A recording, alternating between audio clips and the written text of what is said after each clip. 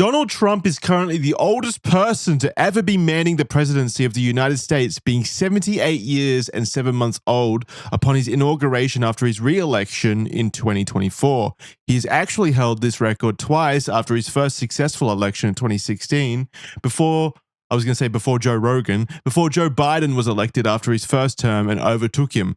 Currently, he is the ripe old age of 80 years old, and by the end of his second term, he will have hit the age of 82. Of course, factoring in his eventual third term, he'd end that term at the age of 86 as well. That is insane. Trump's re-election campaign was heavily geared around attacking Biden's old age up until his withdrawal from the presidential race. Early into his campaign, he took a swipe at Biden's decline, stating that he didn't think Biden could even cognitively run for the presidency. He and his team also constantly posted edited clips of Biden's stumbles and stutters, and Trump called out that Biden's age was a reason for people not to vote for him. Though, during their debates, both of their very similar ages were under public scrutiny, often to hilarious consequences. However, despite him making some highly questionable and seemingly rash decisions so far in his second term, it appears that his once charming vigor has left him in his twilight years. Despite him claiming that he still feels the same way he did 40 years ago, he has recently been displaying what could be some of his own signs of rapid cognitive and physical decline. What's more, there are rumors abound that not only is Trump simply unwell, he may actually be dying. On today's episode of Red Thread, we're going to take a look at the signs that Trump has been showing that might suggest this and see just how accurate these rumors may be. Jordan, welcome back to another episode of Red Thread based around your favorite concept, which is old people dying in hilarious fashion. So I'm sure you are very excited to dive into an episode about Donald Trump potentially dying. I'm glad we got this one on the books after we left America. We are now home, so there's no real consequences to us talking about this. That's all good. I also do like the fact that, much like I enjoy the thought of people dying of old age, as you have correctly pointed out, and because I gave no pushback, have verified.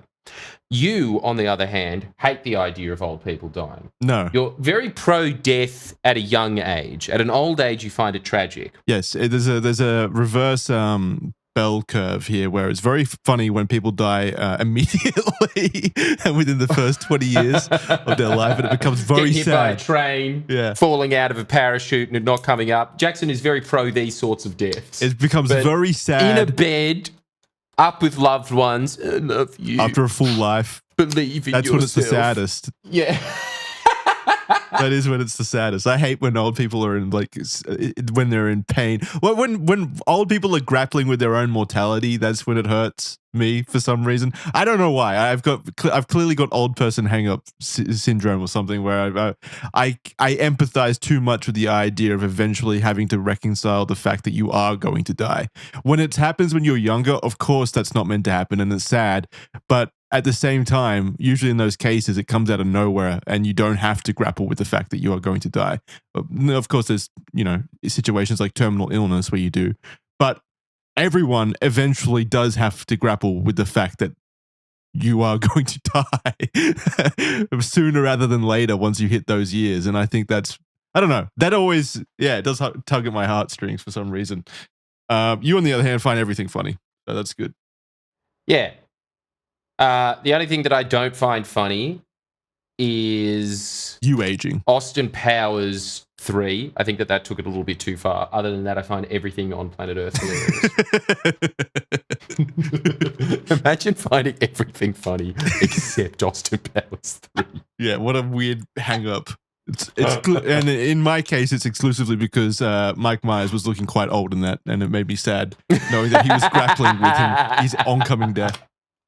Still around 25 years old. I know that Dr. Evil is an invented character, but still, he's portraying what happens to us all, aging. You just interpret every film as, this is a film of coming of age. Yeah, coming of dying age. Very sad. Coming of dying It's age. a very sad story. Every movie is about that. You're very sad about Trump being old. Oh, well, I, on the other hand, put it in the category of he's dying of old age, and therefore it's hilarious. And that's what we've uncovered so far on this Red Thread fact sheet. these are some more facts that we can add to this. Maybe that helps us solve on some level, mystery. I do empathize with the fact that Donald Trump likely is grappling with his own mortality. Still, I do. Yeah, that's a very human emotion, and but at a fundamental level, like it is insane to me that these politicians. We're even having this discussion about like leaders of first world countries having to grapple with the fact that they're dying of old age. It's insane to believe that there might be an 86-year-old president of the strongest country in the world very soon. Isn't it a weird? It's so geriatric. Mm-hmm. It's such a retirement home age. It's not retirement, it's retire home. I understand that you can be well into your 60s. I'll give 70s. I will give 70s. And I like the idea of with age comes wisdom. But after with age comes wisdom with age comes enfeeblement. We are very clearly seeing that and have been for like the last 10 years, basically.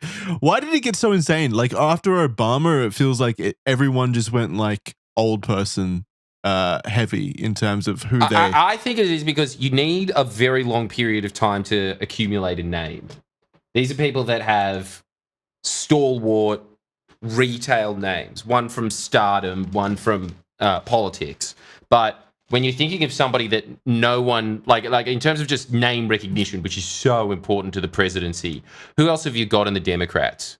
They tried to elevate Kamala Harris, and yes, but the thing is that Biden was a known entity before being the vice president and then was vice president for 8 years. I don't know anybody else in the Democrats that would have that level of name recognition. When it comes to Donald Trump, he's Donald Trump. Like everyone on planet Earth knows him. So how are you going to beat that? I think that's it. It's just like the name becomes more important than the ability to execute the office. Well, my theory was that just like we were saying, like the presidency or the office has become basically like a retirement home. But really, all of like Western society has become a retirement home as like the population ages and replacement doesn't kick in because people aren't having children or whatever. I feel like there's more old people now than ever before in human history, really. And you know what old people love doing is voting for old people. I really feel like that's probably a component of it as well, right? Or they don't see it as a factor because they're just like, I'm still driving my car and I'm still smoking every day. There's still that. Just as young as I was 40 years ago, basically. Yeah. I'm just as young as I was. I'm just as young as I was 40 years ago. That's an insane statement. Isn't that insane? How do you note that? Like it just proves immediate like cognitive decline. Like if you say that. It's just not a statement. It doesn't even mean anything. It means nothing. Temporally, I'm the same age as I was 40 years ago. I'm stupid though, and my body is old, but I'm still technically the same age somehow.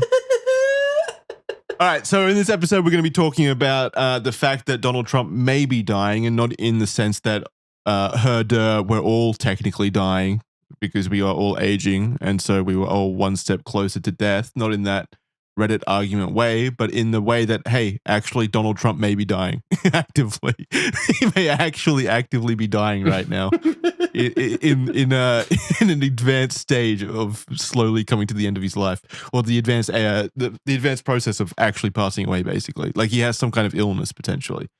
First, we're going to look at a closer look into his fast food frequency. When discussing Trump's health, it's impossible to avoid examining his infamous diet, or lack thereof. It's been heavily documented and verified by those who have worked for him that Donald Trump's diet is akin to that of a 15-year-old's. See, he is 60 years younger than his actual age. I told you, he is younger. And it is almost certainly part of the reason his body seems to be finally giving up on him. We're going to peel back the curtain a little bit here. Jordan and I spent the last, 6 weeks, maybe 5 weeks in America eating pretty much exclusively fast food. And yeah, you can feel it pretty fucking quickly. Pretty quickly as well. Imagine an entire life of that. Maybe your body accumulates like how Fijians are much better at diving into the ocean than we are. Maybe it's like that with Americans. You build up a resilience. Like a very, very, yeah, like they've had just a very coconut-heavy diet and as a result have like much thicker skin pores. Maybe they're much better at processing processed foods. Well, Trump certainly is because maybe you can't exist without it. It's gotten to that evolutionary stage. Trump has had a long-standing love for fast food, particularly McDonald's. That's where his allegiance lies. What a boring pick, by the way. There's Culver's and Shake Shack and Five Guys, and you're picking McDonald's. Yeah, I've never seen him eat anything except for the things that are available in Australia. KFC and Macca's. Very boring.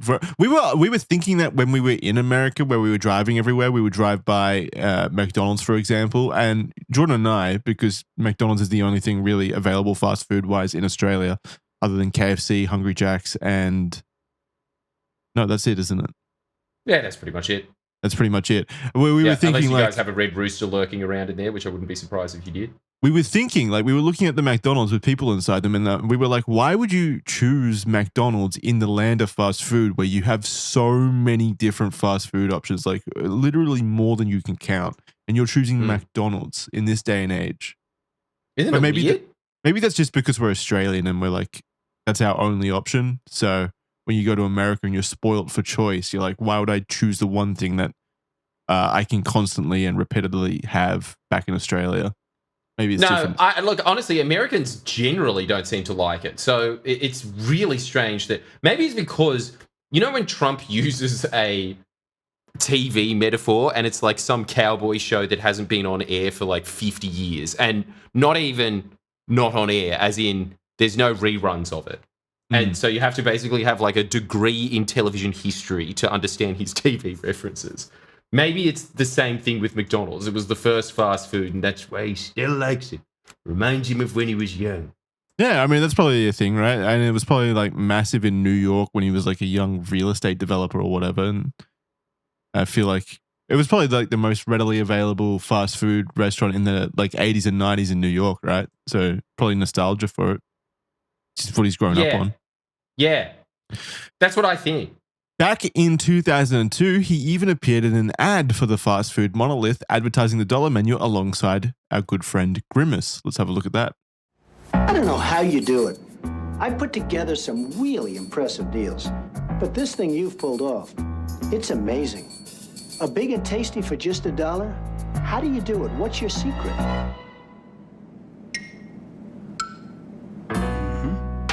Got a buck? You're in luck. Because you can get a delicious beefy big and tasty, a McChicken sandwich, and lots of your other favorites on McDonald's Dollar Menu every day. Together, Grimace, we could own this town. How right they were. How right they were. That was a prophecy. I love how every single part of Donald Trump's life, when you look back at it, is just him manifesting destiny. How is it possible that his life is this awesome? It's ridiculous. I don't know. He's best friends with Grimace on top of everything else. Well, do you think there was like a lot of... And making deals with him. Yeah, do you think there was a lot of controversy behind the scenes when Grimace didn't get picked to be VP? The VP nomination didn't go to Grimace. Yeah. Very sad. I'm sure there was a lot of tension. Yeah. You know what else is incredible? I honestly don't see that as a man that he could be qualified in Donald Trump's cabinet. Just putting in Grimace. Ooh, saucy take, Jordan. Yeah, actually, that was a bit like Reddity, wasn't it? Yeah. Despite being supposedly obsessed with cleanliness, he is usually in bed by 6:30 p.m. And just to clarify, we are talking about Trump here and not Grimace. He is usually in bed by 6:30 p.m. watching 3 televisions simultaneously, like it's the fucking Matrix, while eating cheeseburgers and talking to his friends on the phone until late in the evening. He is a 15-year-old. What the fuck? This is like what I would do when I was 15. Yeah, no, he is. Perhaps surprising to no one, he also sleeps in a separate bed to his wife, Melania. Trump's affinity for McDonald's, that's not fun. I don't like seeing a marriage broken up. That's awful. I don't like seeing a marriage broken up either, but I am a huge fan of adultery. Jackson, on the other hand, is massive fan of adultery. That's what we bond over. I think that's based. Huh? That's what we bond over. Adultery. Yeah, adultery enthusiasts. We're fans of it. Trump is a Formula One driver. We onlook and cheer him on. Yeah. The adultery world championship. We don't partake in adultery. We're hobbyists. We're fans. Yeah, we're hobbyists. We enjoy watching it for some reason from a distance. Trump's affinity for McDonald's is so much so that it's not uncommon for him to eat there on a daily basis. During his 2016 campaign, his former bodyguard, Keith Schiller, would routinely go to McDonald's while Trump waited outside in the limousine. Reportedly, Egg McMuffins were the order in the morning, followed by 2 Quarter Pounders and a large fries later in the day. Schiller would also make regular trips there when the White House kitchen staff, around 20 or so highly skilled culinary professionals, weren't able to live up to Trump's standards of a Quarter Pounder and an apple pie.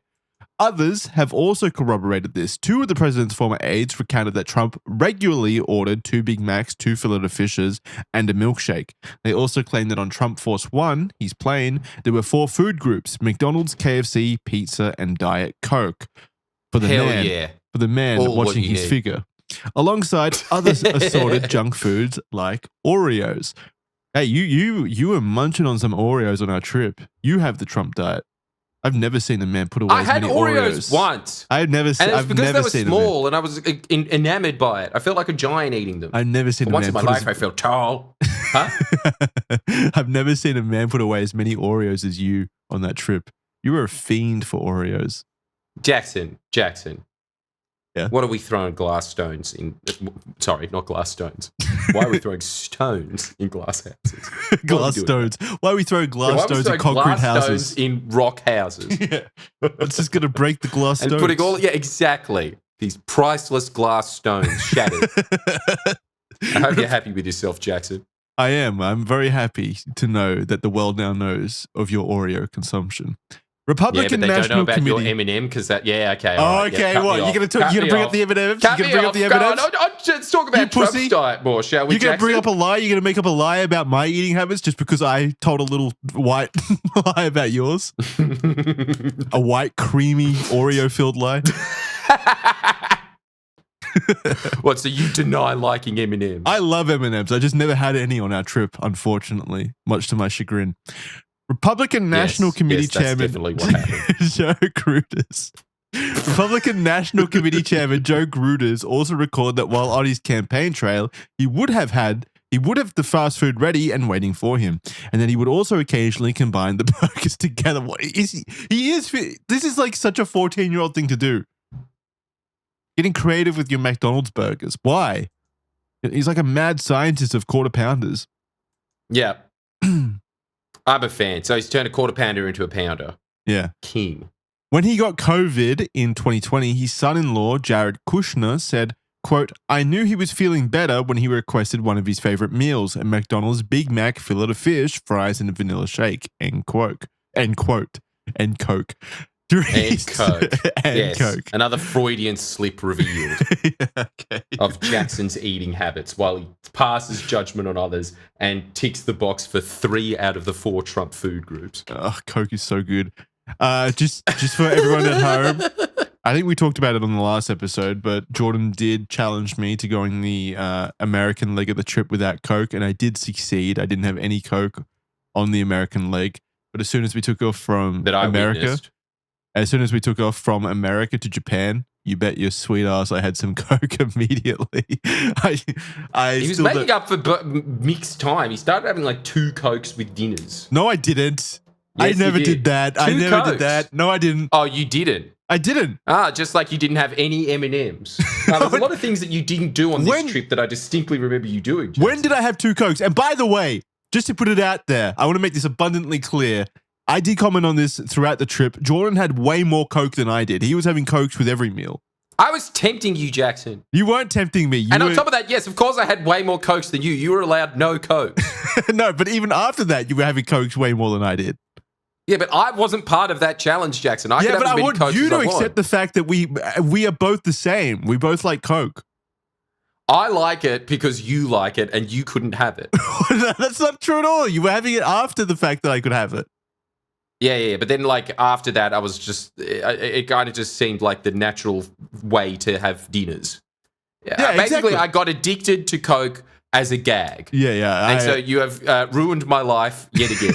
And I think I'm owed an apology that I will never receive. I will never give you an apology for giving you the sweet gift of Coca-Cola. Yeah, I know you won't.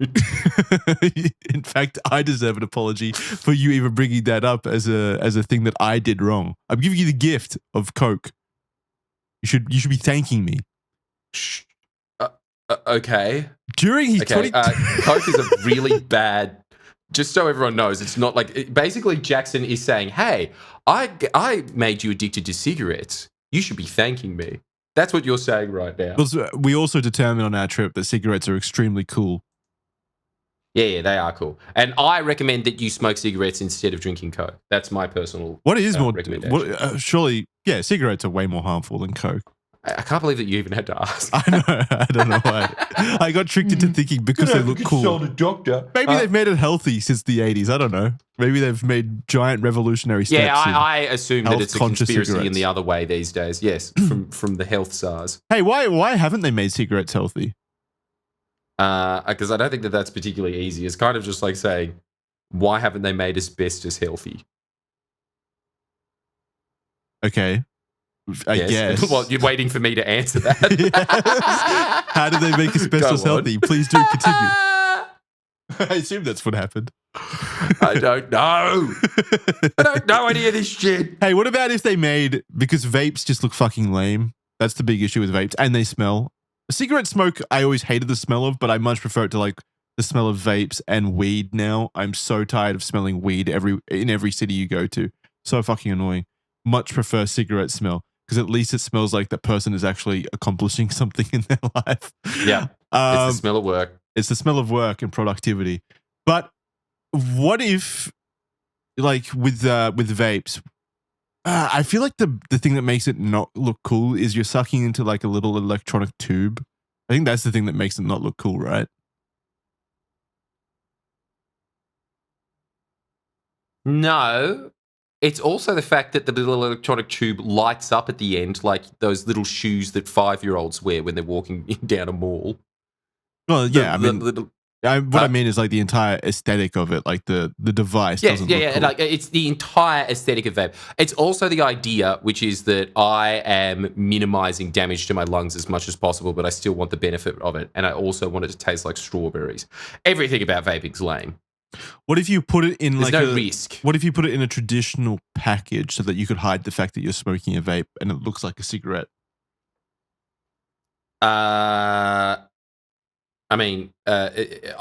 would see that as extremely self-conscious and insecure. Yeah, but you wouldn't know. That's don't perceive as cool. That's the trick. You wouldn't know because it looks like a cigarette, a normal cigarette. Yeah, but if you found out, it's very much like finding out that someone's had a nose job. It's better to just have the nose job and no one know. Okay, we'll just continue to discuss these business ideas later on. I think there's potential for that. During his 2023 fraud trial... Sounds like a very easy thing to invent and sell. Numerous bags of McDonald's were also hilariously hauled into court. As of 2026, his diet has not changed from subsisting entirely of McDonald's. Here's the picture. There we go. So there's a picture of someone bringing in a large amount of McDonald's into the courtroom where Trump is. So his diet has not changed.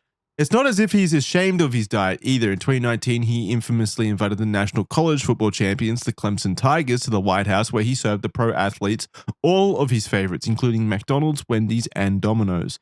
Perhaps Trump was making a statement. The juxtaposition of athletes being celebrated for their achievements in the White House's immaculate state dining room catered with fast food beneath the painting of Abraham Lincoln is simply surreal. Although this may seem funny on the surface, his choices aren't completely without reasons other than just really finding McDonald's tasty. He has explained multiple times that his fondness of fast food and other vacuum-sealed junk food, such as Oreos, has stemmed from his attempts to avoid being maliciously poisoned, noting that the fast food establishments don't know you're coming beforehand and that the food is already generally pre-made before ordering. He's also reportedly a germaphobe and believes that large fast food establishments are more likely to be stringent on safety codes when it comes to their kitchens and the preparation of food. These are at best paper-thin arguments, though. Trump's elite kitchen staff... Yeah, I think so. Because, again, like I'm about to say, Trump's elite kitchen staff are subject to intense security checks and clearances, as are all the ingredients they use, and staff are usually culinary specialists from the US military. Furthermore, the conditions of fast food establishments, even with McDonald's supposedly strict hygiene standards, are likely going to be lower than the White House chefs. Yeah, I mean, that makes sense. I mean, I guess it's still slight. Is it more risky? Yeah, but he's scared of the chef poisoning him still. Yeah, I suppose. I mean, kings were scared of that back in the past. He's allowed to be scared of that. Yeah, I know. I think I would be the same if I was in that situation. I'd be. Yes, pretty I'm sure you'd come hyper-aware. up with all sorts of backwards logic to ensure that you were able to have Coke every day from and McDonald's. M&Ms. Well, yeah, And M&Ms, yeah. Put in a presidential decree that they have to start selling M&Ms that they put in the McFlurries. That's so fucking stupid. in a dispenser. I wouldn't even need to do that if I had that level of power. I would just put out a government decree or whatever, a political decree that you can't poison me. It's not allowed. Checkmate. You're not allowed to poison me. Yeah, checkmate, Jordan. I've solved the issue. Then I don't ever have to worry about being poisoned. But it's genius because, it proves that no other king has ever thought of that. Yeah, they just don't allow. They should put out a statement saying, I won't allow it. That's it. Yeah. Awesome. If I die of poison, then the coronation that precedes is invalidated, and I still rule from beyond the heavenly realm. My poison ghost shall take the throne after My that poison point. ghost will take the throne. Good luck poisoning him. He doesn't even need to eat. It's not surprising then how these diet choices might be beginning to take a toll on Trump's health, combined with his distaste to partake in any forms of exercise other than golf, citing exercise as boring. It's amazing that his health didn't deteriorate drastically 40 years ago. You, on the other hand, Jordan, you love exercising. I don't love it, but you love it. You thrive. You thrive. You love it so much that you had to share it with me. You would come into my room and exercise naked in front of me for no reason at all, just to share the joy of exercising. Yes, that's what I was doing. Yes, that is what you were doing. I mean, I was exercising naked in front of you, but I wasn't doing it for the joy of sharing that with you. I was doing it for the joy of you being uncomfortable.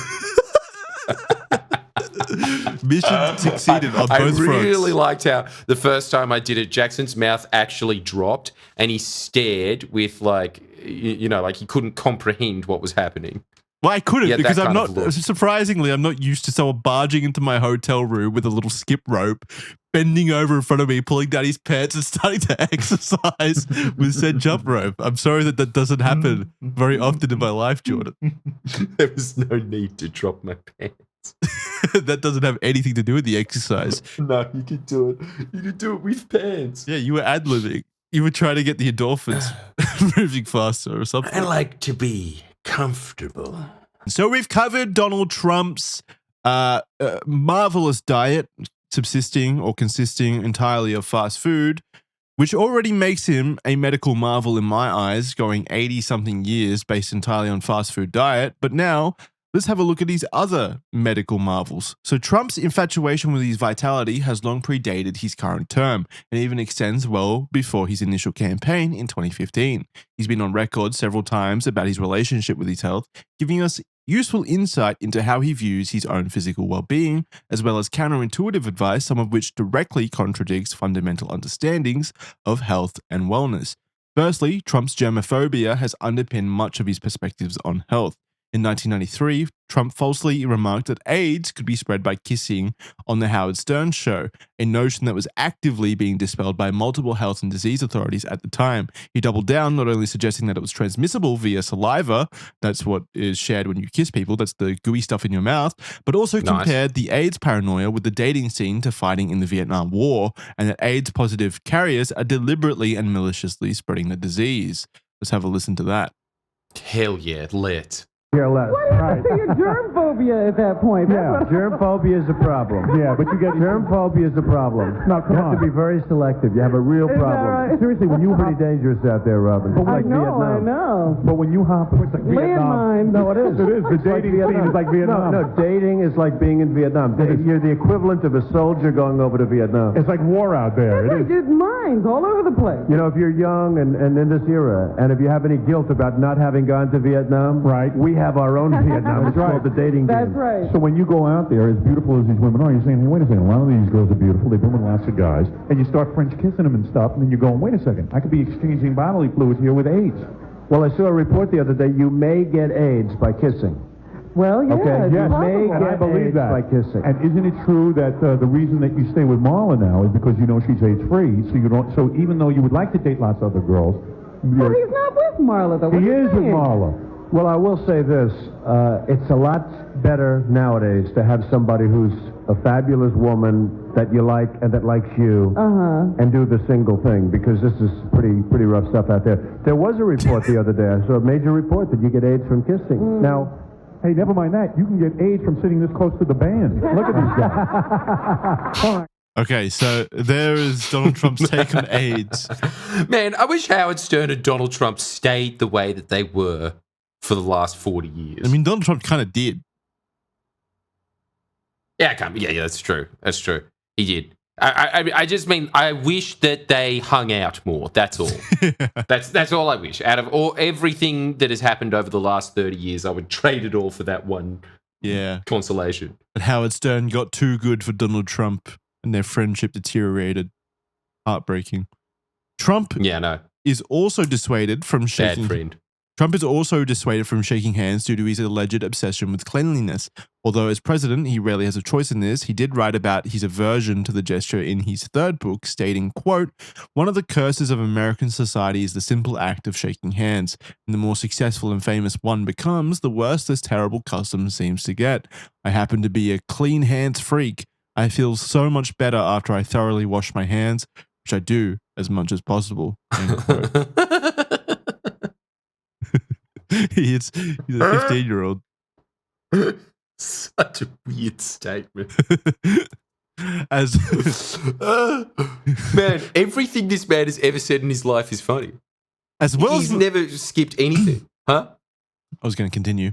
As well as believing that vaccines are responsible for autism and suggesting citizens eject disinfectants to ward off coronavirus, both things that he did, among other nonsensical things, Trump's opinions... Wait, I want to see what other nonsensical things are linked here.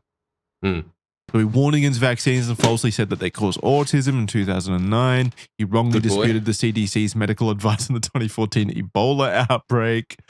Nice.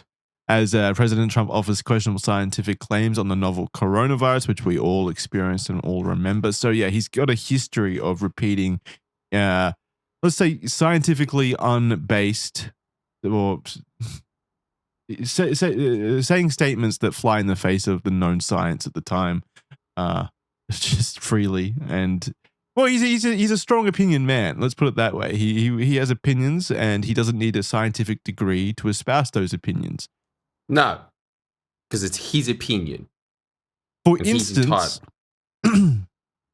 Trump's opinions on general health move away from being outdated and closer to superstition. For instance, Trump's negative attitude towards exercise is founded on his belief that the body is akin to a battery and only has finite amounts of energy, and excessive movement chews up this energy faster. Without unpacking the millennia of accrued knowledge that suggests otherwise, the current scientific consensus fundamentally refutes this idea. Did you want to... Isn't it great? Because that is a millennium of thought. Like, I've thought about that often. I could imagine plague doctors in the Middle Ages thinking that. He, does have a medical opinion. It's just wildly outdated by about 10 centuries. What's outdated about it? Don't you think that's something... Can't you imagine the most learned men of, 1068 thinking that... Well, as we all know, the body wears out, and every single movement that a body makes decreases your life force.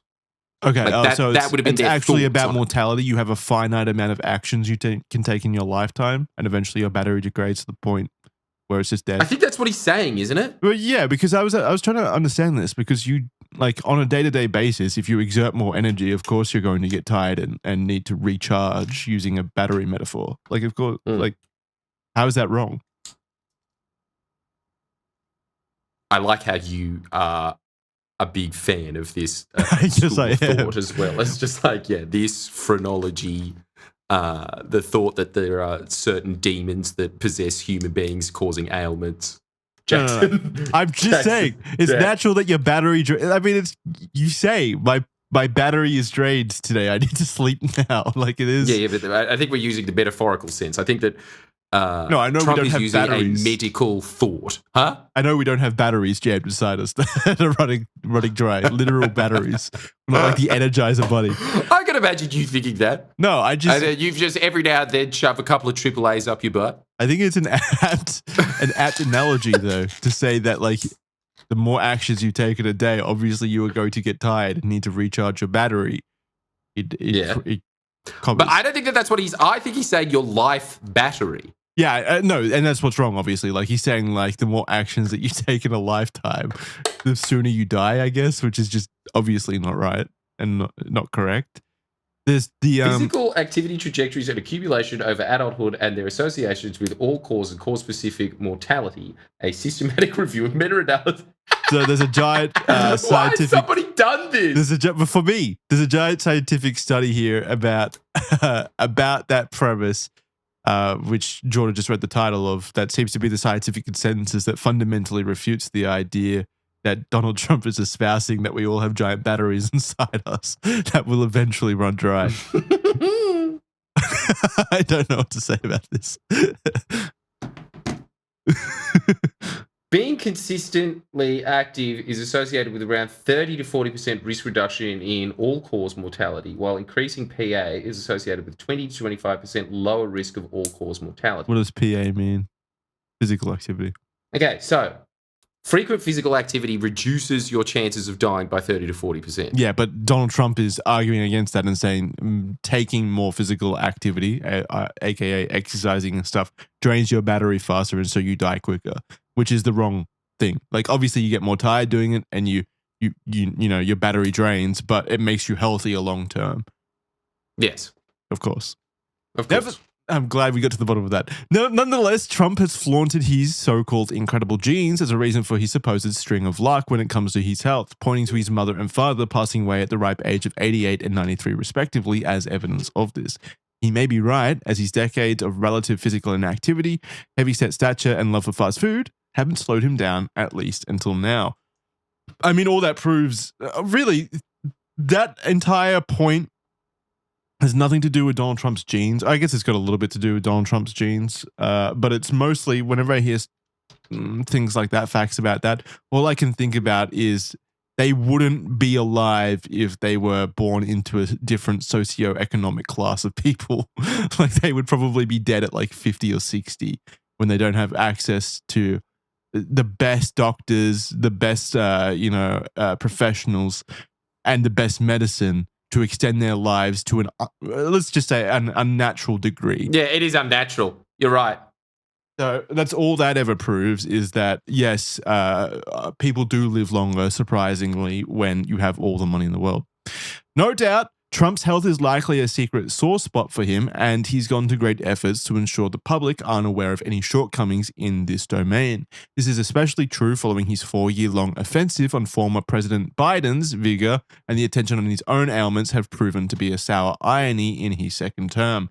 I want to make it abundantly clear as well that President Biden was pretty clearly actively also dying in his term. Like, he was cognitively impaired to the same, if not a higher level than Donald Trump. I think that's fair. I think you disagree with me on that, but I think it was... No, yeah, I honestly think that Trump is genuinely suffering from dementia. I think that when it came to Biden, I think that he was old.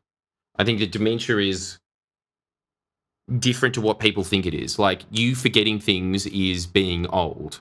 You not being able to finish sentences and thinking that you did finish sentences, or just blurting out things that never happened, is cause of dementia.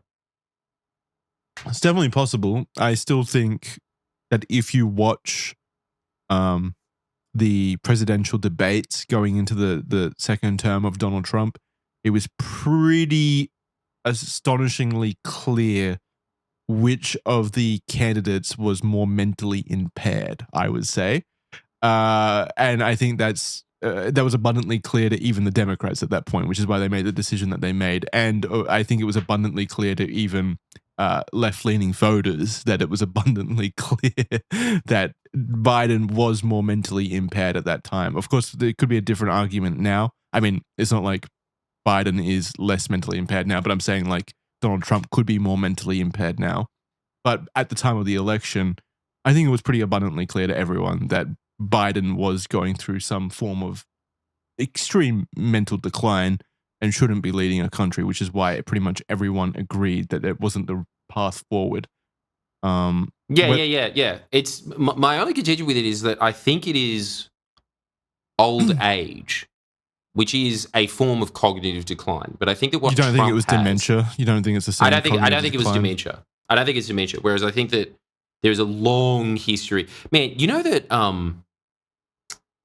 who's the ped that the world's obsessed with that I can't believe that I've forgotten his name? Yeah, how have I forgotten Epstein's name? Professional political commentator here, guys. Yeah, I know. I'm just looking at a crane outside my building and being like, it's flashing, but it's the daytime. What the hell? Yeah, he thought that Trump had dementia. He was writing 20 years ago that he thought that Trump had it. So, and as we all know, Epstein is a trustworthy individual who we should take his statements as fact, according to Jordan. Jordan vouches for Epstein. He never went to trial. Everybody, all right? So you canned the cynicism there. Yeah, I mean, I don't have enough information on dementia and other mental conditions like that to really armchair Reddit diagnose either Trump or Biden with dementia. All I can say, I just enjoy. I think honestly, a lot of this came down to the fact that people genuinely enjoy marking people's decline, whether it's aging and it's made them uglier, or aging and it has made them dementia riddled. I think everybody likes sitting back and going, "Yeah, that's dementia." No, I don't think it is. People like doing that. For whatever reason. I don't know why. Huh? I think dementia in those kinds of words has just become kind of like a catch-all for an old person being an old person. Like that's what I think too. That's what I think. I think that it has become too ready to say someone has dementia. It's kind of ancillary to the point, though, that they're both very clearly mentally old and they shouldn't be in positions of power because they are very clearly they're both mentally old. And I think that there is, I can't remember what the reasoning behind it was, but they were saying that someone being cognitively impaired and in that office. No, actually, that does make sense.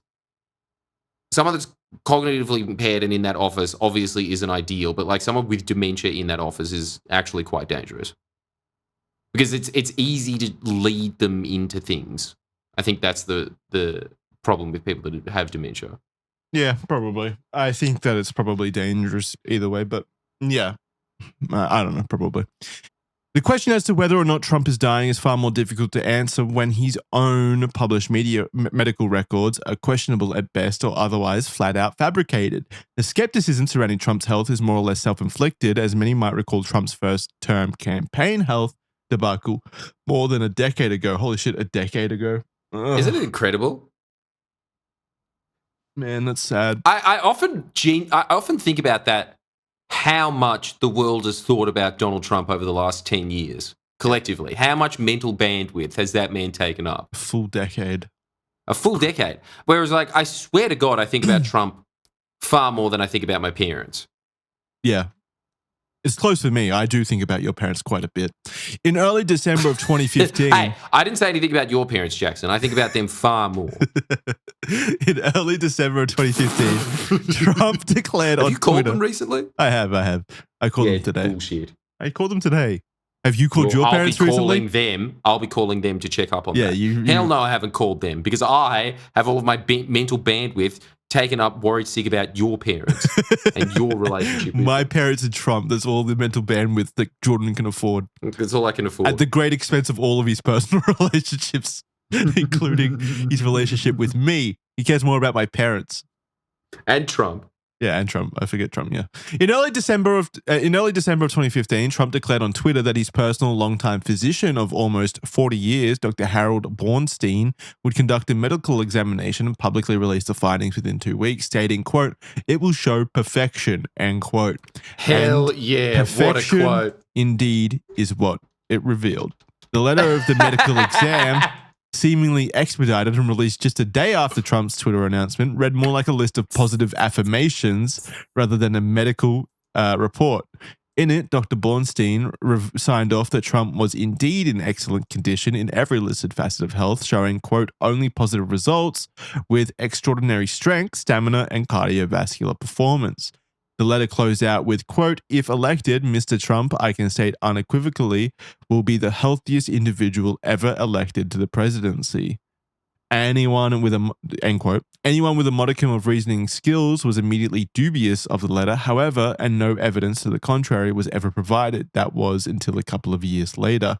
Yeah, remember in the fucking first election how he was going to reveal all his medical records and all his tax information, everything like that, and then just never did, and no one cares? You are a big proponent of this, aren't you? You care. What do you mean? This is something that you have a hang-up over. About what? You remembered this. No one else did. I didn't remember that. Remember what? But I remember you mentioning it before. Huh? Oh, the tax information? Yeah. Yeah, the tax information. It was like probably a good 10 to 15% of those first debates in 2016 were him saying, you know, yes, guys, I hear your questions about my tax information and if I can be trusted and haven't committed fraud and all of that kind of stuff and I pay tax. I hear you, and I will release my tax information. He made a big show of it. That's what's annoying. If you just swept it under the rug and didn't mention it. This is always something like as transparent as that, and the fact that it was said so many times. This is always what makes me lose faith in like democracy, because even I, who pays a lot of attention to politics, completely forgot about that and went on to enjoying watching him freeball speeches at the UN, which I do remember far more. No, you do have to just like be entertained by Trump. Again, force of nature, everyone's voting for him anyway. There's nothing you can individually do. So you may as well just enjoy the show at the end of the day. But like, it is fucking ridiculous that a man that talks a big game like that and then just doesn't do it and everyone just collectively agrees not to care, basically. It's insane. I'm sorry. That's just like societal insanity. That we all just collectively agree. Yeah, he said that he was going to do this very easy to accomplish thing and then just didn't and never commented on it again. Yeah, I don't know. It's whatever. Dr. Bornstein in 2017 revealed to the media that Trump takes the commonly prescribed hair growth drug Propecia, which is used to treat male pattern baldness. Of course, Trump took issue with this leak, and according to Bornstein, his office was raided by Trump's personal security team, who confiscated all of Trump's medical reports, including all of his lab tests and charts. This fallout led to Bornstein conceding in 2018 to CNN that the medical letter released in 2015 was in fact entirely dictated to Bornstein by Trump himself, saying, quote, Mr. Trump dictated the letter and I would tell him what he couldn't put in there, end quote. Reportedly, Trump read out the exact language to use in the report while Dr. Bornstein was driving across Central Park. However, the news break didn't exactly come as a shock. So yes, that medical report from back in the day that said he was a very vigorous young man was in fact written or dictated by Donald Trump himself, to the surprise of no one. Have you seen the photos of bald Donald Trump, Chad Donald Trump? People have constantly said like bearded, but bald but bearded Donald Trump would actually look sick. Like I see this posted a lot, but him hanging onto his hair or whatever, or his toupee, whatever it is. Oh, here it is. It doesn't look cool, and I kind of agree. Hey, that's kind of true. Oh, fuck, where is it? He does look Chad. I want to see the photo. He doesn't look as hilarious, but he looks Chad. I guess this kind of. Yeah, he should just go for that look. Why not? Look, yeah, it's kind of cool, but he just immediately puts himself in that category of I'm a Republican and I hunt bear and I make sausages out of it and I'll defend my right in Congress for. It doesn't have that same. This guy's a once in a lifetime anomaly that happens when you're keeping the toupee. The toupee has its own power.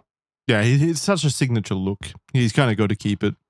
He's got to keep it. After assuming presidency, Donald Trump's incessant need to control the public perception of his health persisted into his first-term physical exam. Now under the supervision of White House physician Ronnie Jackson, his results once again spoke to an individual of outstanding health, despite a BMI that was pushing closer to the obese range. Aside from the fact that Trump's pre-campaign medical exam was all but confirmed to have been fabricated, there are other reasons to suggest this test was also falsified. A popular suspected lie, for instance, is his height, which has Trump at 6 foot and 3 inches. When sized up against other figures who are also on record to be 6'3", such as Prince William and 6'4" NFL athlete Harrison Butker, Trump is seemingly much shorter, closer to a beta 6 foot instead of 6'3". Yes, imagine being only 6 foot. How embarrassing. Look at this. Chad over here, beta 6 foot. Yeah, beta old man. Embarrassing. Yep, you suck. The first term exam interestingly included his test results for the Montreal Cognitive Assessment, or the MOCA for short. Much to his delight, Trump scored a perfect score of 30 out of 30, a result that he gladly believes is in line with his own belief that he is a, quote, stable genius. However, it's critical to note that this exam is specifically designed to assess whether someone's cognition is severely disturbed or degraded, and is typically administered as a screening test for those with onset dementia or Alzheimer's. Trump, though, has consistently conflated the MOCA test with that of an IQ test, which instead measures general cognitive ability. Assuming one hasn't received any prior brain damage, a MOCA test isn't exactly difficult to pass, despite his gloating that he aced such, quote, tough questions. Unlike an IQ test, which typically takes a few hours to complete a test visual, spatial, working memory, and fluid reasoning tasks, the MOCA instead takes around 10 minutes and involves questions such as identifying whether an illustration is a zebra or a tiger, and also drawing a clock face, for example. So, stable genius, the MOCA does not indicate whether or not someone is a genius, and it certainly doesn't identify IQ tests. So, whenever you've heard the claim from Donald Trump that he's taken many IQ tests and scored perfect scores, the MOCA test is what he's referring to. And it is exclusively a test for brain-damaged Alzheimer patients, basically. And he's acing that. Yeah, he is acing that. Which is something, I suppose. Again, yeah. The questions Kinda are like, proves me wrong. The questions are like, is this a zebra or a tiger, for example? Certainly not an IQ test. And he's acing that and thinks that he's a genius. Yes, exactly. Well, I think he's aware enough to know that it's not a test for IQ and it doesn't make him a genius. But I think he's smart enough also to know that he can weaponize it to people that aren't going to fact check it, and he can just put out a statement saying, I got a perfect score on a cognitive test. I'm a genius. And no one's going to bother fact checking. That makes sense. Yep. Yeah. It's like bending the truth, basically. A showman through and through. Yep. By November of the following year, Trump made an impromptu visit to Walter Reed Hospital, which is a military hospital in Maryland. Maryland. I think it's Maryland, right? No one says Maryland. Maryland, where presidents are taken when they're in the White House, and they also need medical assistance. So this is a hospital that the Walter Reed Hospital is the one that like presidents use, basically. The White House explained this visit as phase 1 of an annual physical exam conducted early, raising speculation that this exam was brought forward after a medical scare. Trump tried to cool the rumors by tweeting the results were, quote, good, and then in parentheses, great. End quote. Here's the full quote. Here's the full tweet. Quote, visited a great family of a young man under major surgery at the amazing Walter Reed Medical Center. Those are truly some of the best doctors anywhere in the world. Also began phase 1 of my yearly physical. Everything very good / great will complete next year. So I kind of see that as like a disingenuous statement. I can guarantee, well, I can't guarantee you, but I'm fairly sure that he went there probably due to a medical scare and then got an exam done there. And he knew that he needed to make a statement about it. So he put out a statement basically stretching the truth a little bit, saying that he went there to meet a young man under major surgery to like greet him for some reason, which is not something that President Trump would commonly do, I think. and he used that as a excuse for why he went there, while also saying that he also used that as an opportunity to do part 1 of his medical exam. I don't believe it. I don't believe that he went there to meet a young man under major surgery and to meet the doctors. I believe that there probably was some form of a medical scare. He would see someone who undergoes major surgery as a loser. Yeah, exactly. Unless it was like it would be like a giant PR thing as well. If he was going to do something like that, it would be like, I don't know, a fallen soldier or something like that instead of an unknown person. Totally. Suspicions of his health took a turn for the worst following his June 2020 address at West Point Military Academy, where all the hallmark signs of frailty were on display. His descent down a ramp was unsteady and halting. Let's have a look at that. There he goes. Look at him cruising. He's a speed demon. Putting on the turbo. He's outpacing the general. Go, son. He's winning the race. Oh, this is all the proof that I need that he's lively. Hey, look at this. Ready? And his incredible posture. Yeah, honestly. Look at him. Oh, no, actually, he's standing up straight. There we go. I really do like how much they hide his fatness in that suit. There must be a full-time stylist working on that. You reckon he's got a corset on or something like that? Ooh, maybe. Sexy little corset for Trump. That's what we need, Jackson, after being in America for a month. You especially. And I just need the corset generally because I like the idea of having a trimmed figure. Do you think even if I was good? Do you think that his descent there was particularly noteworthy? Because I don't really. It looks like an 80-year-old going down some stairs. Me. Yeah, me too. I don't know. It actually seemed pretty good. I don't know why people were saying that. I've got to give him credit. He's moving pretty good for an 80-year-old there. I think he's descending as well as I would descend, and I'm a descension pro. Going up, we were exploring some Japanese houses while in Japan this last week, and the Japanese stairs are extremely steep and also very rickety and obviously like really tight as well for the smaller Japanese frame. I was very cautious going down those stairs. I probably looked like Donald Trump going down those stairs. It was pretty difficult, to be honest. Oh, and also, guys, let us know what you think. I would love to show those photos, but Jackson and I are at a loggerheads. They have these weird staircases in Japan that like kind of divvy off in a fork way and go from one room to the next. And both of us agree that it is a safety hazard. I, however, think that we should keep it and risk being sued. Jackson, on the other hand, thinks that we should change the entire foundation of the house to make it a proper staircase. I don't think we need to change the foundation of... Okay, we're not getting into this on the show. It's not relevant to anything at all. But yeah, there's stairways that go up and then they split off into never let me have input into this show. I argue that it's completely relevant. We're talking about stairs. We're talking about stairs. And then now we're talking about stairs. Yes, true. How is that not relevant? You're right. It is relevant. I ask you this. Now let's get into a 30-minute debate about the logistics of Japanese stairs and whether or not they pose a safety hazard. And would Donald Trump do anything about it? Yeah, would he fall down them? Oh, yeah, he'd fall down it. There's also video of Donald Trump attempting to drink a glass of water. And as he does so, his hand begins to shake and he has to steady it with his other hand. Let's have a look at that. Oh, let's. I like how people just clap him doing shit. Okay, so lifts it, struggles to get it up to his mouth. Yeah, I'm not sure. And then he lifts it with the other hand.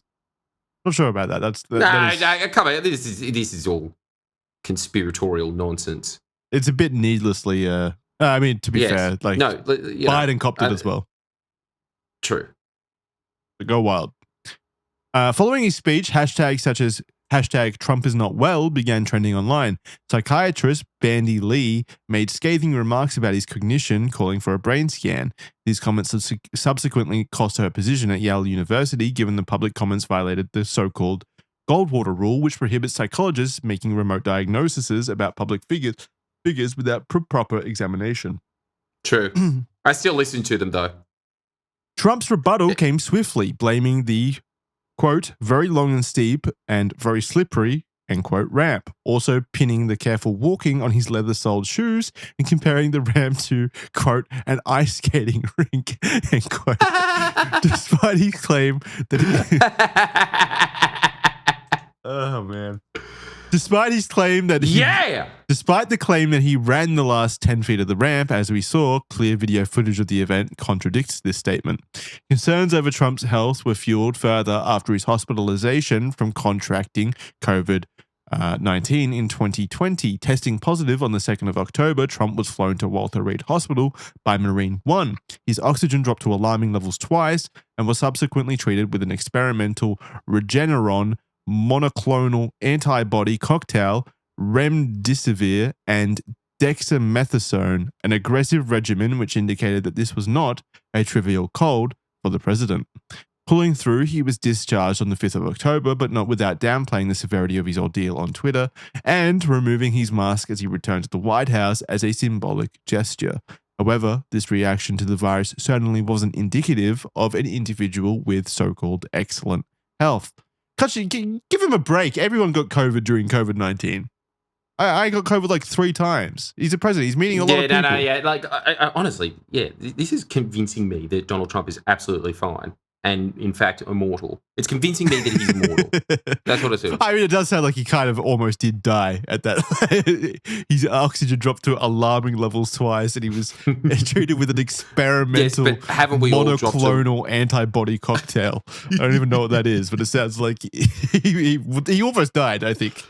So happens to the best of us. That's my thoughts on the matter. Let's have a look at the 2024 campaign and his supposed cognitive decline. By July of 2024, President Biden was tiring exponentially, and Trump was utilizing these obvious signs of aging as ammunition to generate as much public scrutiny as possible towards, say his name. Biden. No, you got to do Sleepy Joe. Sleepy Joe. No, hang on. That's terrible. Sleepy Joe. There you go. However, Trump, Sleepy Joe, only 3 years younger than Biden, was going to face similar criticisms during his campaign, especially now that he was up against an almost 2-decade younger rival in the red corner, or the blue corner, Kamala Harris. In August of that year, linguistic analysis was conducted by STAT, to ascertain Trump's changing behavior and thought patterns by tracking his language between 2017 and 2024. Experts in memory, psychology, and linguistics found that his vocabulary saw a measurable reduction in complexity, increased tangentiality, and more disjointed and repetitive speech. All hallmark signs of cognitive decline, or that you're watching an episode of Red Thread. James Pennebaker, there we go. Prove my point of cognitive decline. James Pennebaker, a social psychologist from the University of Texas, analyzed 35 interviews from 2014.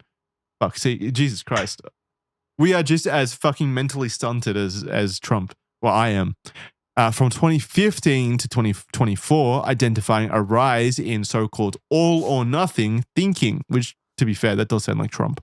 Using a linguistic method for measuring analytical thinking, they also found that Trump's analytical thinking was remarkably low, scoring between 10 to 24 using this metric, where other presidential candidates typically score between 60 and 70, a score that Pennebaker described as staggering. So once he moved on from the very easy test of the, what was it called, the Mocha test, the test scores started to plummet, basically. Fuck. To 10 to 24. Jesus, okay. Further psycholinguistic analysis by other prominent researchers also saw a dramatic uptick in Trump's violent language between 2018 and 2025. While none of these assessments were diagnostic in nature, they were certainly pointing to a reality that Trump was desperate to hide, and any further deflection to Biden's ailments were becoming noticeably hypocritical even to his supporters. 2025, his second term. Sworn in to his second term in 2025, Donald Trump was now the oldest president ever inaugurated, a bitter reality after years of attacks on Biden's age. Despite his weariness and stark physical deterioration compared to his first term, Trump's second term physical exams still somehow returned positive results. Aside from a minor cataract surgery, ear scarring from the assassination attempt, and a benign polyp, Trump remained in excellent health and was still falsely 6'3". He also aced another mocha test for good measure. What a legend. That's still a tiger. Oh, I'm so happy for him. Oh, man. I really like Trump's fake accomplishments more than his actual accomplishments, don't you? When he actually materializes something in the real world, you're like, yeah, good for him. But when he kind of just comes up with something in his head and says that and kind of wills it into reality to the point that it kind of becomes everybody's like, I think he did that. That's sick. It's so good. So good. However, by July of 2025, Trump's health would once again come under the public's eye.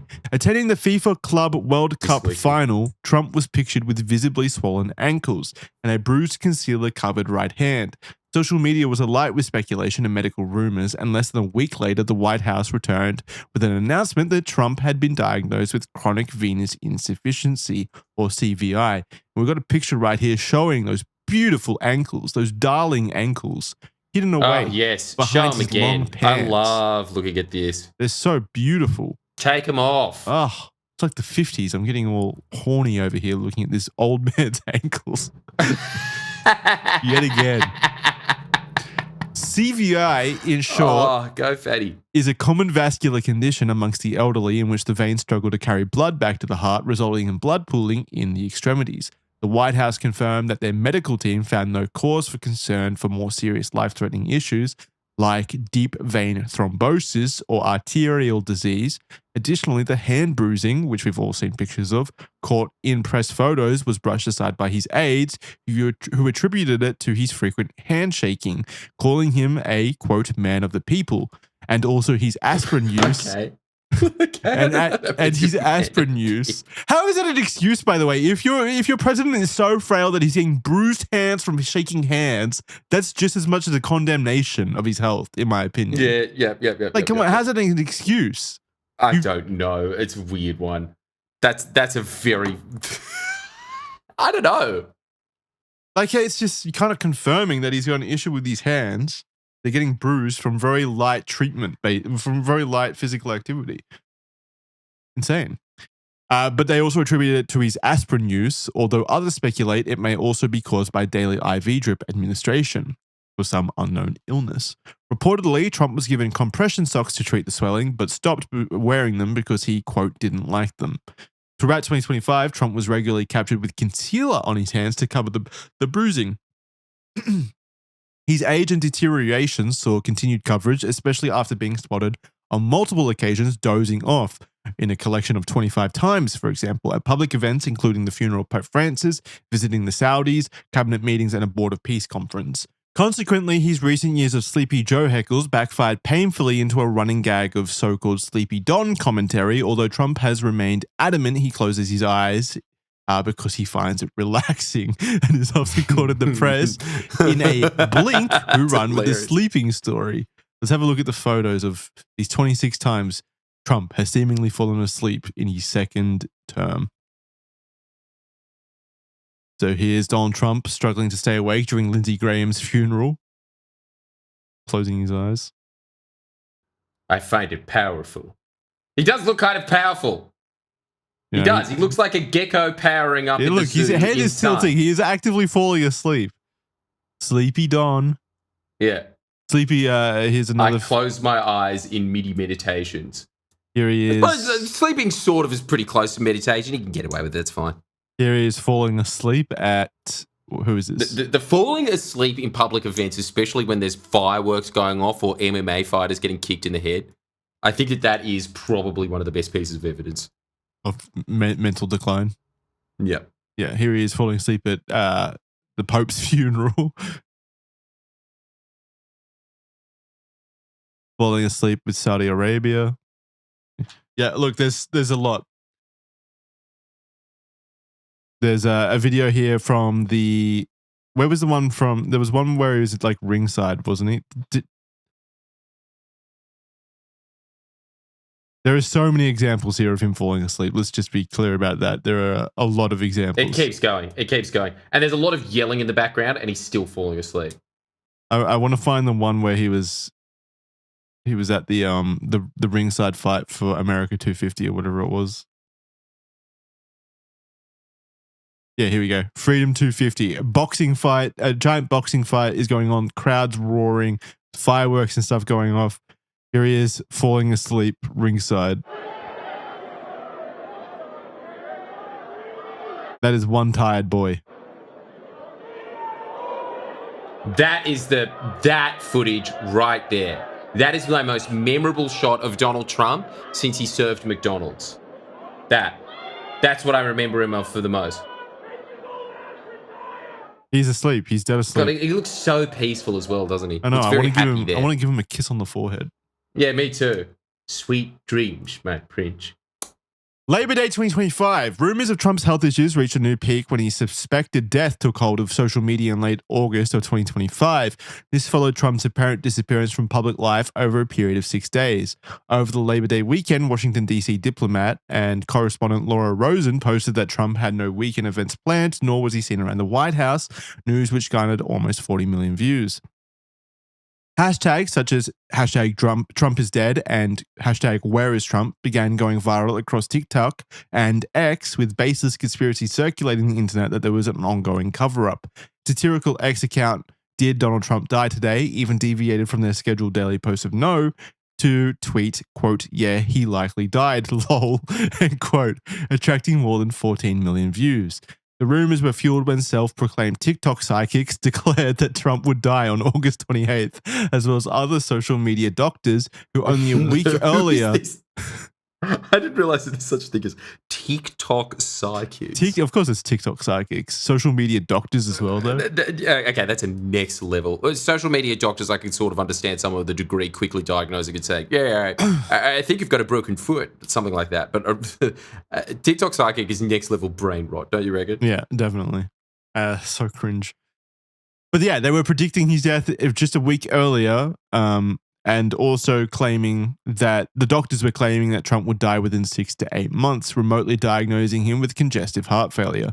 Despite the ludicrous social media speculation, Trump was photographed playing golf with his grandchildren during this blackout period, and he even took to his Truth Social account to confirm that he was alive and well. More likely than not, he was simply taking some time off over the holiday weekend. Speculation of Trump's impending doom, however, would relentlessly continue for the remainder of the year. The most convincing moment of Trump's declining health would occur only a month later at the September 11 Pentagon Memorial. During the ceremony, observers witnessed Trump's right side of his face begin to droop, instigating suspicions of a stroke. There's a photo right here demonstrating it pretty clearly that his entire right side of his face is sloping down in a very stroke-like manner. Yeah. Oh, look at him. It's like a slippery dip. Yeah. Look at his mouth curving like... Yeah. That almost looks like it's been AI, doesn't it? Yeah. And I don't feel bad making fun of Trump for having a stroke if he did have a stroke here, because he would be doing it to other people if they had a stroke. Yeah, we've got full license. Yeah, you got full license to make fun of Trump. And it's very brave to do so, of course. Yes. As captured by photographers, the droopiness is indisputable and very much in line with initial symptoms of a brain bleed. The White House were quick to dismiss such claims, and fact-checkers could neither confirm nor deny if Trump actually suffered a stroke during the ceremony, or even at the very least a transient ischemic attack, otherwise known as a mini-stroke. By the end of 2025, the rumor mill was in full swing, with the press running articles about the president's seemingly declining health and imminent mortality. Not great omens for Trump moving into the new year, bringing us to 2026. Rumors of Trump's declining health have far from abated in the new year. In an interview with the Wall Street Journal, he refuted these speculations, claiming that his constantly bruised hands were due to him ignoring medical advice and taking more aspirin than he should be, using it as a blood thinner. He admitted that he takes daily doses of aspirin, which isn't recommended as a preventative medicine for people over the age of 70. However, he is superstitious about other blood thinners and refuses to take anything else, saying, quote, they say do you want to read this quote? Can you see it? They say aspirin is good. Oh, hang on. Can you move your Jackson Clarke thing out of the way? They say aspirin is good for thinning out the blood, but I don't want thick blood pouring through my heart. I want nice, thin blood pouring through my heart. Everyone I know that took blood thinners is dead. So does that sound like all right, first of all, does that sound like the statement from an incredibly healthy individual? Like a picture of perfect... Yes, it does. Perfect health as he has claimed to be? No, of course not. He's taking aspirin every single day in an attempt to turn his blood, quote, nice and thin. And thin. I want nice thin blood. No, it's pretty clear that he's dying, right? Yes, yeah. He's Brilliant. medically unwell. Trump's hearing was also a topic of conversation. Multiple sources close to him, including aides, donors, and friends, have mentioned that they often need to speak loudly in meetings with him in order for him to hear them clearly. He initially mocked the Wall Street Journal interviewer by repeatedly saying that he couldn't hear them, but he did admit that he struggles to hear when there are multiple sound sources going on. Things also kicked off even more over the Easter weekend of 2026 when rumors started to spread online that Trump had been rushed to Walter Reed Hospital. Trump had made an address to the nation on the 1st of April before the Easter weekend, and although his calendar for the following 2 days showed that he had signed executive orders and attended scheduled meetings, he made no public appearances until the 6th. Talk was beginning to spread by the 4th, though, as the White House announced a lid, which is a term used to announce to the press that no further announcements would be made for the day, just after 11 a.m. that day. Unsubstantiated claims began to spread that evening that major roads around Walter Reed were being closed to the public. However, earlier that afternoon, a reporter for CBS had also shown that a Marine sentry was posted at the West Wing of the White House, something that is done whenever the president is there.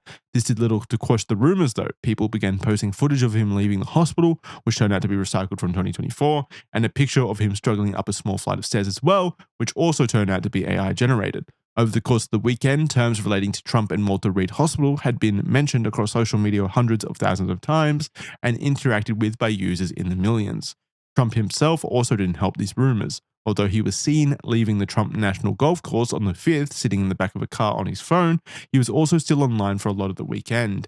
Notably, he made a confusing post on Truth Social, which threatened further violence in Iran before signing off the post with, quote, "Praise be to Allah," end quote. This only further spurred the rumors about his health, with one medical analyst stating that he was, quote, "exhibiting all the signs of dementia," end quote. Ultimately, the claims of this hospitalization over the weekend were never verified. The White House and Trump staff denied the claims and stated he was working all weekend, and the claims of roads being closed around the hospital were never actually confirmed. Do you remember that situation where, like, he made that post about Iran and it was like a massive violent threat, basically, and he ended it by saying, praise be to Allah? Yes. Now, I remember that particular tweet mostly not because of the praise be to Allah. I never even thought about the fact that that's kind of odd. I just remember that being disproportionately vicious even for Trump's usual language. Yeah, definitely. Yeah, unhinged. Like, the behavior itself was incredibly unhinged. But like you just said, the praise be to Allah segment of that message was really in line with the rest of the message. It wasn't like out of sync with the rest of the behavior or the rest of the tone of the message. And in fact, it was pretty clear that it was he had said that to be what's the word? Praise be to Allah.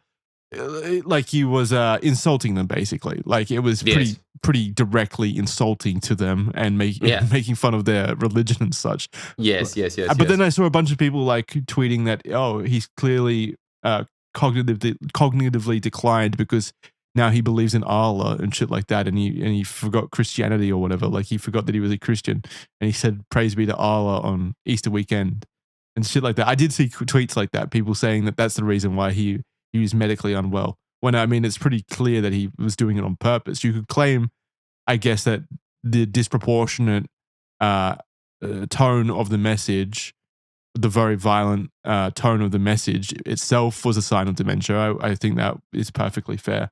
But again, in the context of the entire Iran situation and previous messages that he had sent out, I don't think it's like, I don't think that it's dementia motivated. I think it's the tone and messaging of a political operative who feels backed into a corner and realizes that they've fucked up an entire enormous geopolitical situation. It reeked of desperation, not dementia, to me. Look, I don't think it's necessarily dementia, although it could just be in tandem with the fact that he's getting cognitively looser. There is something definitely more. Trump has always had a very low filter mind. Like, he's able to just spout whatever is at the top of his head without thinking about it. He's always been able to do that. But I think that he's definitely more so the case in his second term. And I think that could definitely play into the fact that he is also, I think that the Iran war is the first thing that, again, it's always tea leaf reading with Trump, isn't it? You always saying like, oh, I think he's thinking this. It's just something very fascinating about that man and wanting to do that. But it does definitely feel like this is the first thing that he himself has felt like, oh, I've lost this. So it could also just be like the cognitive decline in tandem with the fact that like he himself for the first time ever feels like, oh, this is an L. Yeah, you know? I suppose like neither one precludes the other. Mm. Ultimately, the claims of the hospitalization over the weekend were never verified. The White House and Trump staff denied the claims and stated he was working all weekend, and the claims of roads being closed around the hospital were never actually confirmed. On the 26th of May, Donald Trump underwent his annual physical examination at Walter Reed just a couple of weeks before his 80th birthday. This time, at least, he was without a doubt in attendance at the hospital, as we have his medical records to prove it. That's right, Red Thread has broken into the mainframe and stolen Donald Trump's medical records, and we will now read them aloud. And we will now read them. He has an enormous penis. Without concern. Yes, well, we all knew that. Perhaps glad to see that he still has it. Perhaps Trump's strong family genetics were on full display yet again, because for someone who still refuses to change their diet or do any more exercise other than hitting a golf ball down a fairway, his results were largely indicative of a healthy male in his age range. His blood pressure and heart rate were both well within the healthy range, even despite his high-pressure job and proclivity for grease-laden foods. He also displayed perfectly normal results for eyesight, teeth, hearing, despite his own admission that his hearing is no longer the best, lungs, and his heart. In fact, an ECG analysis estimated his cardiac age to be about 14 years younger than his actual age. Even his gastrointestinal and genitourine.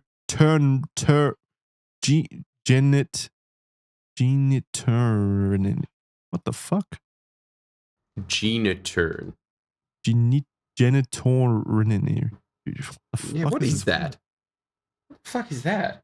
The reproductive system and the urinary system. Now, how do I pronounce it? Genitourinary. I still can't say it, even with the pronunciation guide.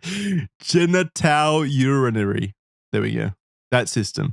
Even those examinations were fine. His leg swelling had also improved from the previous year. The only main concern was his weight, which had risen 14 pounds or 6.3 kilograms from last year up to a total weight of 238 pounds or 108 kilograms. This gave him a BMI, a body mass index of 29.7, which was still just marginally below the obesity threshold of 30. He once again also got a perfect mocker score again, which he has made a habit of doing, which he once again touted as a, quote, fourth perfect test, end quote. Although he was again advised to improve his diet and exercise routines and to take lower doses of aspirin, he generally received what can only be described as another glowing review. This report even confirmed that his bruised hands were likely due to excessive handshaking. No fucking way. How much this positive review is due to Trump being the picturesque version of a healthy 80-year-old man versus how much the wording has been massaged to paint him in the best possible light is yet again up for debate. The rest of 2026 so far also hasn't been so smooth for the rumors around Donald Trump's health. On the 11th of July, he embarked on a bizarre rant aimed at New York Times author Maggie Haberman, whose book, which was co-written by fellow White House reporter Jonathan Swan, is largely an expose on Trump's actions during his second term as president and a closer look into the inner workings of the White House under his rule. Likely in response to the book discussing his health as a so-called black box and being constantly swept under the rug by White House staff, and despite both journalists acknowledging that nothing seemed particularly off about Trump's health since they started reporting on him over a decade ago, Trump pivoted in his post to brag that he had, quote, just finished a perfect physical at Walter Reed, end quote. The only issue being that his most recent documented physical was the one in May, almost 2 months prior. Yet again, people began to speculate about his health and whether he was talking about this physical as just finished, or if he meant a more recent and secret examination, though the White House later confirmed that he was referring to the one in May. Perhaps for someone 30 years younger, a physical examination from 2 months beforehand could be classified as recent. However, just the weekend before, while in Turkey for the NATO summit, Trump once again was seen with heavily bruised hands covered in concealer and appeared to need to be led by the arm by the Turkish president to guide him down the walkway at the welcome ceremony. I got to see that.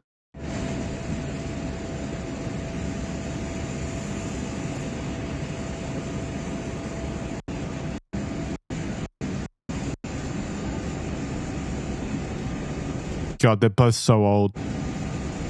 Erdogan. Man, there's so many oldies now, isn't there? Putin's old. All these stilted men. I don't know. This video looks pretty normal. Again, I'm so sick of like normal videos being blown up into like, he's clearly dying. What does this mean? Yeah, Not much, dude. Yeah. You're doing more damage to the argument, really. This is far from the only example of him appearing slightly confused and showing his age in recent months, either. In May, while transferring between two aircraft, press caught him slowly making his way down the helicopter stairs while clasping the railings, forgetting to salute the Marines at the bottom of the stairs, and failing to walk anywhere close to a straight line, walking as if he was drunk. All right, let's see if this is accurate. Oh, it's threads. All right, let's see.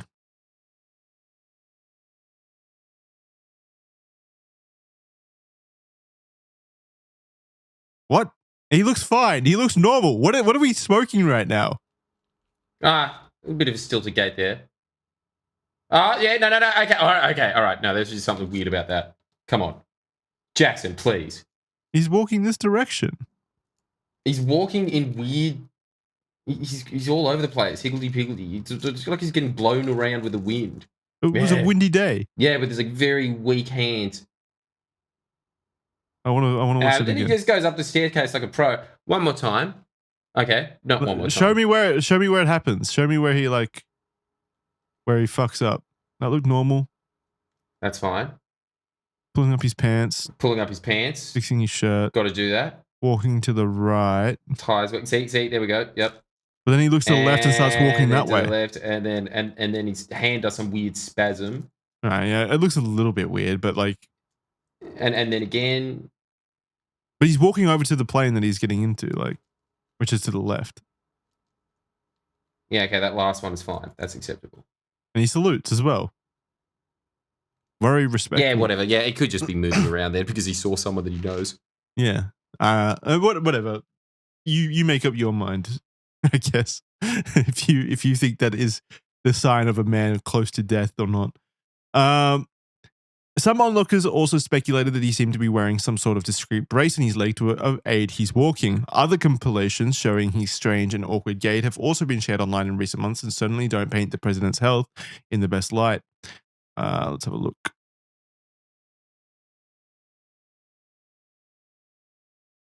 All right, yeah, that looked weird.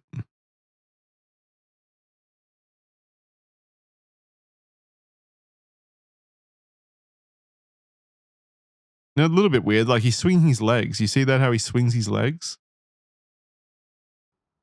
Okay. You seem to be more weirded out by that one. That was weird.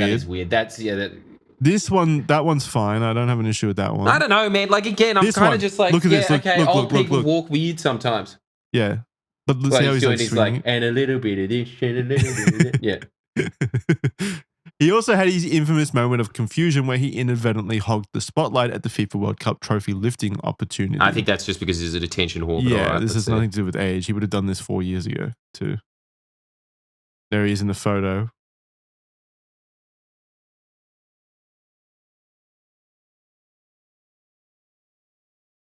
Let him be in the photo.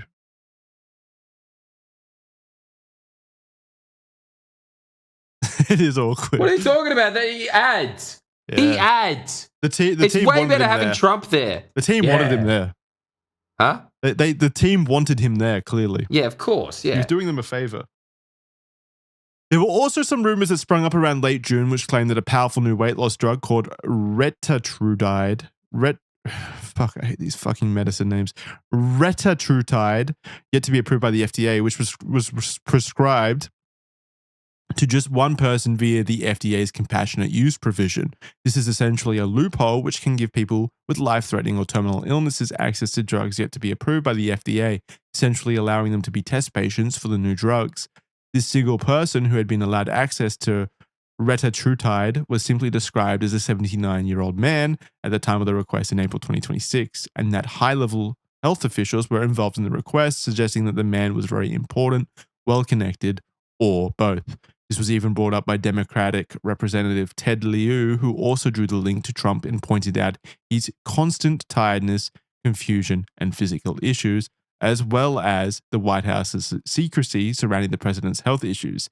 It's still unknown if this patient was indeed Donald Trump. One other moment of interest in recent months came in Trump's 4th of July speech in 2026. During the public address, he had a number of US military personnel coming onto the stage to salute historic US flags and receive applause and gratitude from the audience. One of these men was Navy Lieutenant Arthur Rose, who had commanded 36 landing craft on D-Day in World War II and was a staggering 107 years old. During his address of these veterans, Trump seemed to go off script for a moment and seemingly really absorbed the age of Lieutenant Rose. He says, quote, do you want to read it? How about that? Ain't that great? What an honor it is to be with them. Think of it, 107. That's up there, but hopefully he's got 20 good years left. No. So what? That's cute. No, he said that's nice. The passage is saying that he's seeming to come to terms with his mortality at his age. Yeah, now. I know, but like, yeah. Although it was likely seen by I many. don't know, man. It's not an example of. To me, it's not an example of him dying. I just think it's an example of him having a soft spot for people of old age now that he is up there. He's coming to terms with it. Although it was likely seen by many as a passing comment, this has also fueled speculation about his health. The way he ended the comment seemed so much more candid and had much less bravado than his usual character that he exudes in the public eye. People were quick to notice what seemed to be a pang of sadness in the inflection of the words, the chuckle and the furrowed brow that came at the end of the comment. They noted that this sort of comment and awareness of mortality was common in people who know that they are dying, and may have been his usual facade around his health slipping just for a brief moment. Well, now we need to see his line delivery. Let's have a listen. How about that, huh? Isn't that great? What an honor it is to be with them. Think of it, 107. That's up there, but hopefully he's got 20 good years left. Sounded like a normal Trump line. Dude, again, like, yeah, really clutching at straws. This is incredible. Honestly, Jackson, thank you for putting this together because I was very much convinced that he's dying. And now I'm looking at it and I'm thinking, no, he's not at all. He's absolutely fine. I think he's definitely unhealthy. I think he's definitely got some medical issues, but saying that he's like close to dying and stuff like that, I don't know. It seems a bit far stretched to me that he's like gonna die. Yeah, me too. I think it'll be a good like 10 years. Yeah, we're really pushing it here. 10 years probably before he does die. Again, he's got the best doctors, the best medical teams, the best medicine. Like the closest he's come to dying, I think, was in COVID, and even then they gave him like an experimental cocktail medicine that like cured him within 4 days or whatever, which is insane. Yeah, which is fine. Yeah. You know? Yeah, and now that Ozempic exists, which we've both discussed, is going to end up being the thing that makes everybody live forever. Yeah, he's just going to be president forever. He can do this. In lighter news, show me in the Constitution where it says he can't. So we've come to terms with the fact that he's probably not actively dying. I think we've both on that page. But in lighter news, let's talk about him allegedly shitting himself in public at least twice.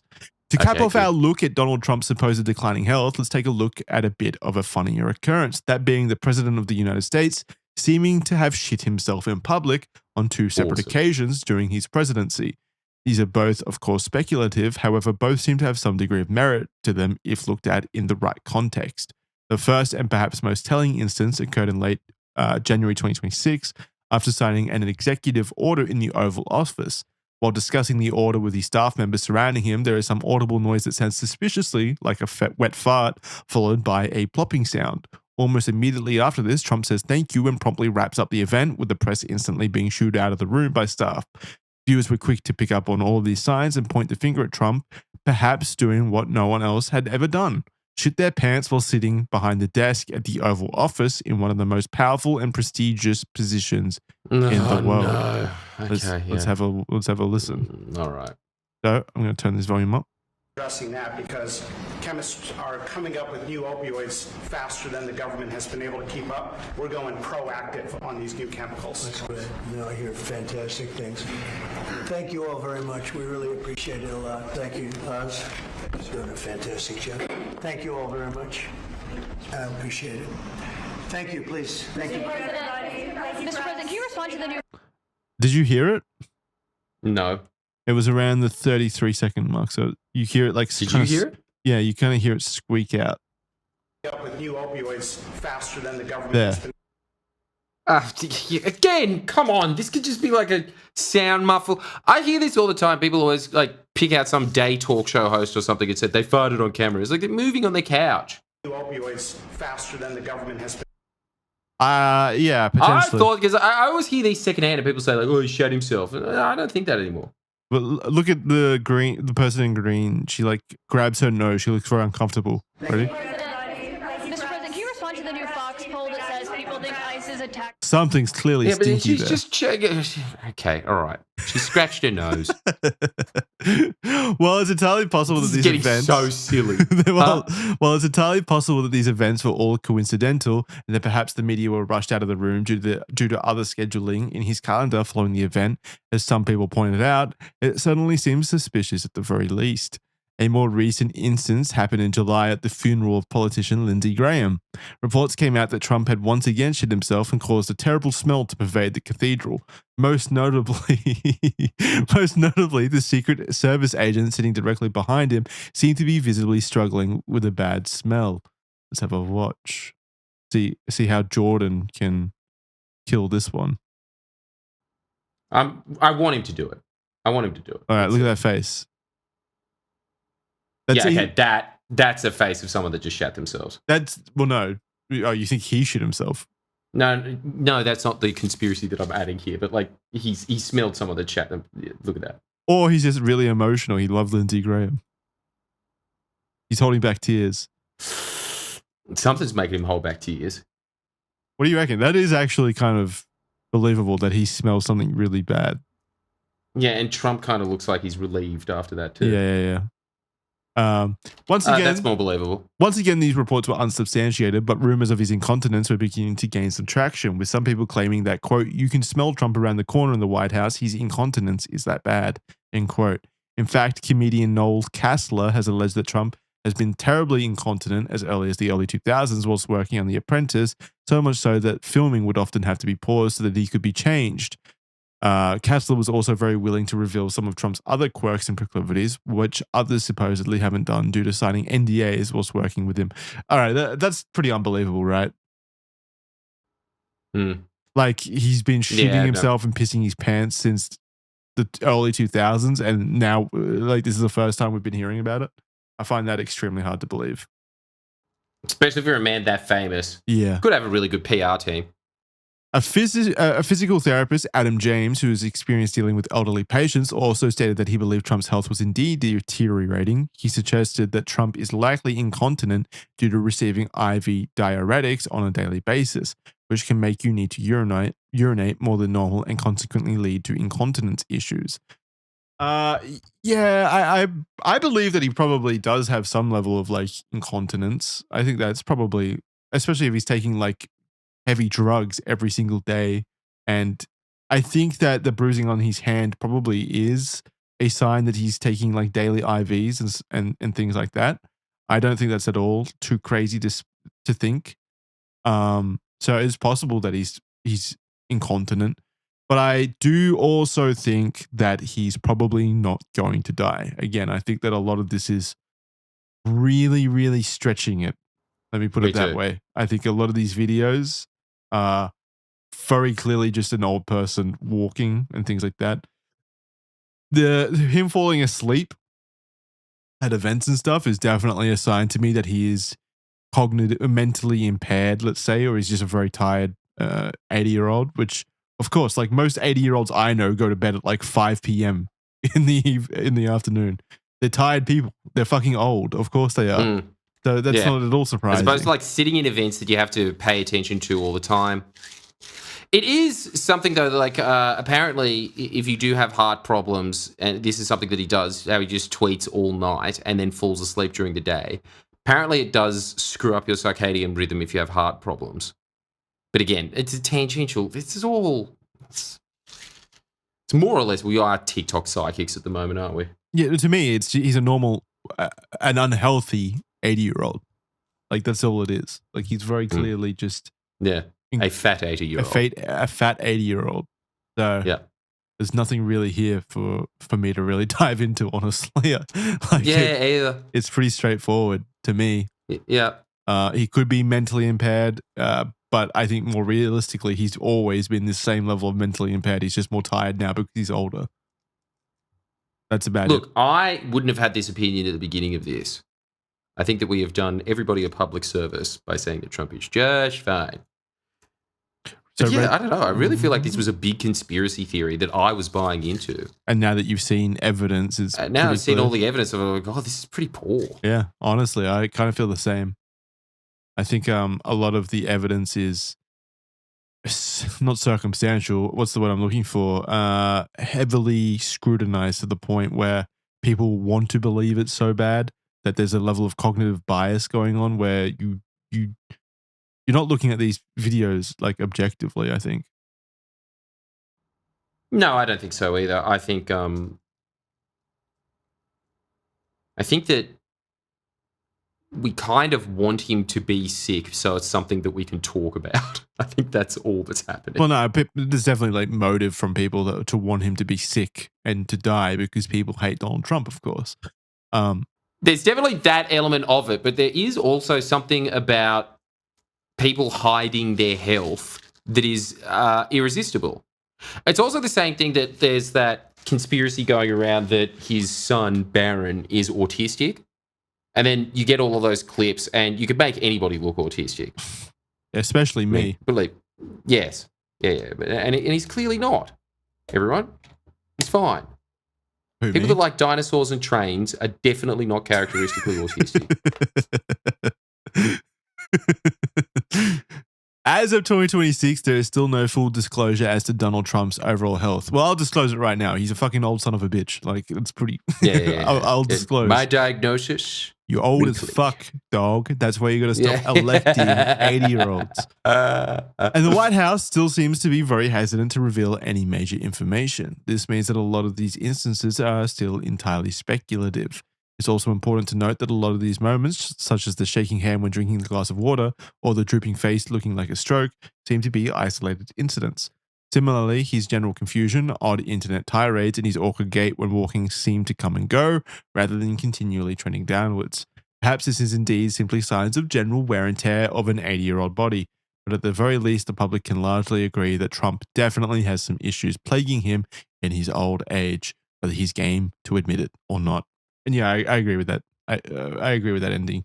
Honestly, like, there's certainly medical issues that are affecting him, but he is an 80-year-old. You find me an 80-year-old where there aren't certain medical conditions affecting them. That is the byproduct of getting to live a full life. Once you hit 80, you are going to rack up those medical conditions. It's totally understandable, acceptable. I don't know if there's any that aren't, that wouldn't have any. Like, that would be remarkable. Ultimately, death is the great equalizer. Regardless of his power and wealth, death will come for him, as it does for everyone else. Okay, very poetic. The particulars, needlessly poetic. The particulars of his demise for now is yet to be seen. But you can see more, not of that, but of Red Thread over at official.men, 7-day free trial. Sign up now. You get early ad-free access to all of our shows. And now that we're back home, we'll get back into doing loose threads consistently as well in the future. So head over there, official.men, 7-day free trial for early access to all of our shows and content. You won't regret signing up. Thank you very much for joining us, and thank you very much for listening to us joke about a sitting president's potential death. Please do not assassinate us. It was all said in jest and fun. Also, honestly, like, we deserve some credit here for being pretty unbiased, I think. It would be very easy to come in here and pick apart everything and go, yeah, he's totally dying, guys. Look, his skin, he's clearly going to die in like weeks, like every other armchair doctor on TikTok. Yeah. And if we did do that, we also deserve praise as well. Yes, we no deserve matter praise which way in that we general. sprung it, we deserve to have the same amount of positive feedback. Exactly. Yep. So you just think about that before you write anything nasty to sweet, naive Jackson, who is not privy to these internet, the world of the internet. He's an internet virgin. Do not take away his virginity. I also, I demand that all praise be sent to me in the form of memberships over at official.men. So please do go sign up over there. All right, guys. Gonna do it for another episode of Red Thread. Go check out Jordan's content as per usual. If you want Australian video content delivered to your feed, I highly recommend you do that. Or his self-help channel as well. Are you still posting that? Not for the last month because I've been in the United States, but I'm going to be back with like a month-long blitz. Okay, so go check out that content over there if you want to help save your life. Jordan, please. Yes, Jordan will help you one-on-one. Just go check out that content. Yeah, thanks, I guys. love you in advance. Bye. Bye, guys. See ya.